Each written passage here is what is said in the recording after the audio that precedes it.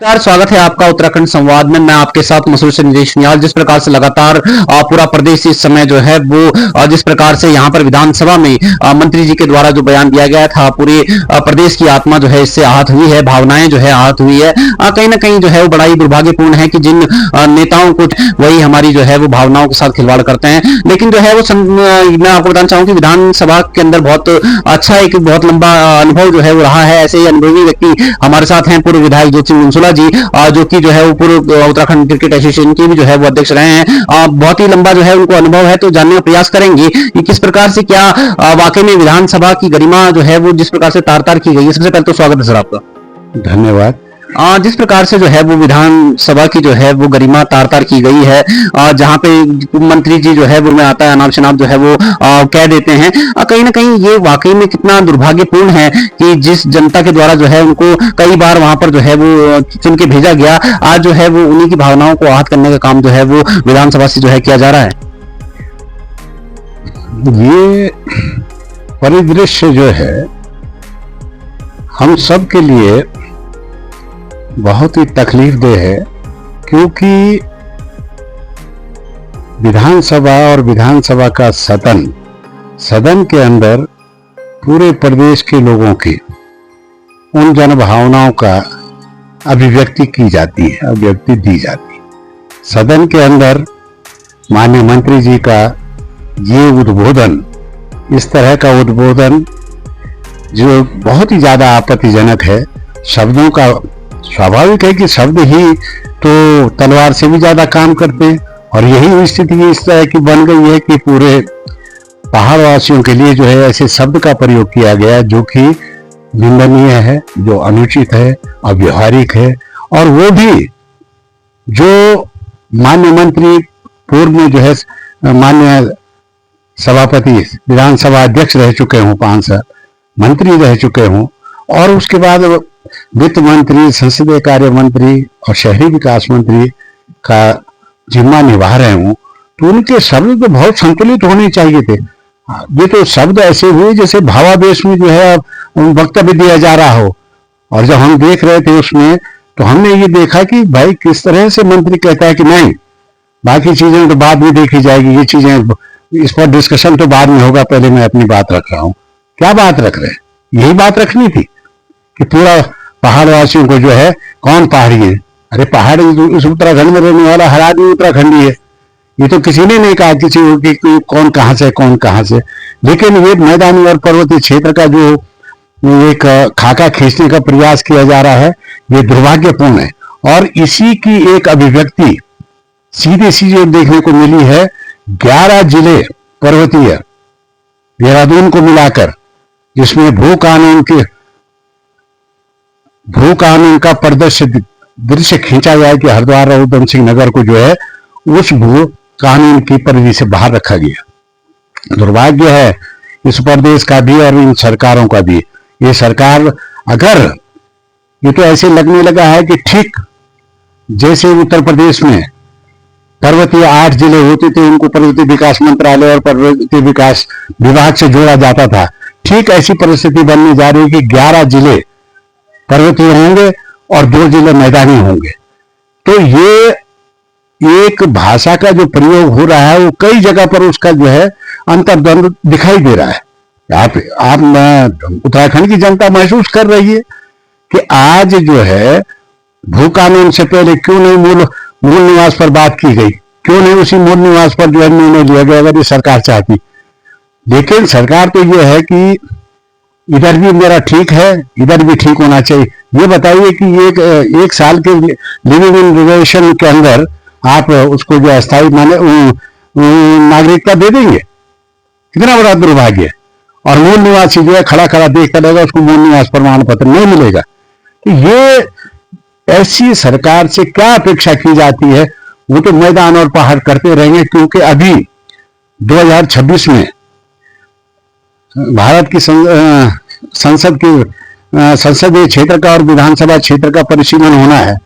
अब तो मुझे ऐसा लगने लगा है कि आने वाले समय में अगर यहाँ का जनमानस जागा नहीं और जनप्रतिनिधि ने समझा नहीं कि अब हम विधानसभा क्षेत्रों के परिसीमन में हम मांग भी करते हैं और समय समय पर इसको आगे भी बढ़ाएंगे कि विधानसभा क्षेत्रों का परिसीमन क्षेत्रफल के आधार पर हो, न कि जनसंख्या के आधार पर। अगर पूर्व की भांति किया गया तो ऊपर जो है 10-12 सीटें बच पाएंगी और स्वतः ही फिर मैदान का जो है जो भी कुछ करना है मैदान पहाड़ अपना भी हो गया। फिर हम अल्पमत में हैं और अल्पमत में आने के बाद फिर जिस विकास की रूपरेखा को हम सोच रहे थे कि हम कुछ करके देंगे उसमें हम सही साबित नहीं हो पाएंगे। तो ये मैदान और पहाड़ का जो सवाल है गाली बर्दाश्त कोई नहीं कर पाएगा, चाहे वो पहाड़ का हो चाहे मैदान का हो। गाली किसी को देने का अधिकार नहीं है और इसकी जितनी निंदा की जाए वो कम है। और हम चाहते हैं कि सरकार समय पर रहते हुए अपना निर्णय ले कि ये चीजें भविष्य में तो ना हो, लेकिन जिन्होंने ये परिदृश्य पैदा किया है उनको कुछ ना कुछ जो है अपना त्याग करना पड़ेगा। और जब वो त्याग करेंगे, गंगा में नहाने से जो है सब पाप थोड़ी हट जाते हैं। वो गाली जो भाषा का प्रयोग किया है वो गंगा में नहाने के बाद क्या है वो भाषा का प्रयोग खत्म हो गया। वो तो जो बोली के जख्म हैं वो तो लग चुके हैं और यहाँ के जनमानस को लग चुके हैं। हम आंदोलनकारी हम भी हैं और हम ऐसे आंदोलनकारी हैं जिन्होंने यहाँ शहादतें दी है, जिन्होंने पूरे या इस आंदोलन को आगे बढ़ाया है। आज हमें भी तकलीफ हो रही है सब सुनने के बाद कि किस चीज के लिए हमने ये पर्वतीय राज्य मांगा, जिसकी राजधानी पर्वतीय क्षेत्र में नहीं बन पा रही है। इसके लिए हमने मार खाई, हमने अपने त्याग किया, हमारे लोगों की शहादतें हुई। हम बार बार उनको नमन करते हैं, याद करते हैं, लेकिन याद करके क्या आज ईमानदारी से क्या इस बीजेपी की सरकार ने गैर शरण में जो है इसको ग्रीष्म राजधानी क्या होना है, जब बजट ही ग्रीष्म राजधानी का है और ग्रीष्म राजधानी में आप अधिवेशन नहीं कर पा रहे, विधानसभा सदन नहीं ले जा पा रहे, तो इससे बड़ा दुर्भाग्य क्या हो सकता है। तो फिर पहाड़ और मैदान कितना करोगे। तो ये प्रश्न जो है कई जगह कौंधेंगे। हम इन सब चीजों के प्रति सजग रहते हुए जन आंदोलन भी कर सकते हैं और हम चेतावनी भी देते हैं कि ये सब लोग अपने शब्दों पर अंकुश रखें, निर्णय अंकुश लगा के चलें, क्योंकि व्यवहार के अंदर ये सब चीजें बर्दाश्त नहीं की जाती। आपके घर कोई नहीं जा रहा, आप काम करते हैं नहीं करते हैं, कितना विकास किया हम नहीं जान रहे, लेकिन एक ऐसा आत्मसम्मान पर जब आपने ठेस पहुंचाई तो उसका खामियाजा तो आपको भुगतना ही पड़ेगा। जनसंख्या नहीं क्षेत्रफल के आधार पर जो है वो यहाँ पर सीटों का निर्धारण कहीं ना कहीं जो है वो होना चाहिए। लेकिन जिस प्रकार से हम देखते हैं, इन्होंने जैसे गुंजुला जी ने कहा कि एक छोटी सी चिंगारी, जिस प्रकार से हम देखते हैं कि आजकल जो है पहाड़ी क्षेत्रों में कई जगह आग लग रही है कि एक माचिस की तिल्ली पूरे के पूरे जो है वो घास के जंगलों को, वहां पेड़ों को जो है वो सब कुछ खत्म कर देती है। तो उसी प्रकार से प्रेमचंद अग्रवाल की ये वक्तव्य कहीं ना कहीं उत्तराखंड की जो है वो प्यार, भावना, आत्मा, सांस्कृतिक विरासत हर किसी के लिए जो है वो कहीं ना कहीं आहत करने वाला, और इसमें कहीं ना कहीं जो है वो ये उम्मीद करते हैं कि धामी डाकर धामी सरकार जो है वो इनके ऊपर एक्शन करेगी। सर एक चीज हम और जानना चाहेंगे, जिस प्रकार से आम आदमी जो है वो नेता को इसलिए चुनता है कि ताकि जो है वो अपने क्षेत्र का, अपने शहर का, अपने राज्य का जो है वो विकास कर सके, लेकिन जिस विधानसभा में जो है वो राज्य के विकास की जो है वो नींव रखी जानी है, राज्य के विकास के लिए जो है बजट आना है, उसी विधानसभा में जो है वो आरोप लग रहे हैं कि आप तो शराब पी कर आए हैं, और ये कोई डिस्कशन करने का कोई मुद्दा है या किस प्रकार से देखते हैं इसको? ये हमारा दुर्भाग्य है कि विधानसभा के अंदर आज तक कोई इस तरह की स्थिति कभी पैदा नहीं हुई और ना ही शायद कभी आगे होगी। सिर्फ अपनी बात को डाइवर्ट करने के लिए कैसे इंगित किया, कौन सा बैरोमीटर था उनके पास कि जो माननीय विधायक जी को कहा गया कि शराब पीकर आए, बताएं सही। अगर आए थे तो उसी समय उनको जो है विधानसभा अध्यक्ष जो है इंगित करते हुए जो है उनको वो करते, लेकिन नहीं, किसी के मान सम्मान को ठेस पहुंचाना है।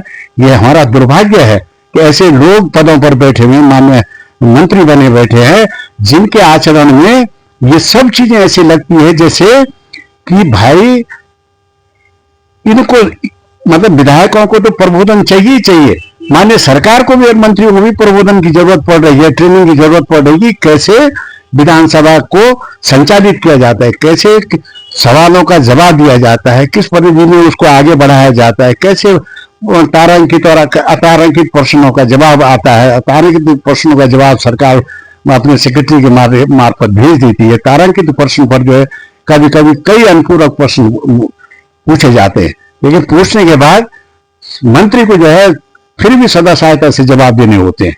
मंत्रियों को जवाब ही नहीं बन पा रहे हैं, सरकार बैकफुट पर जा रही है।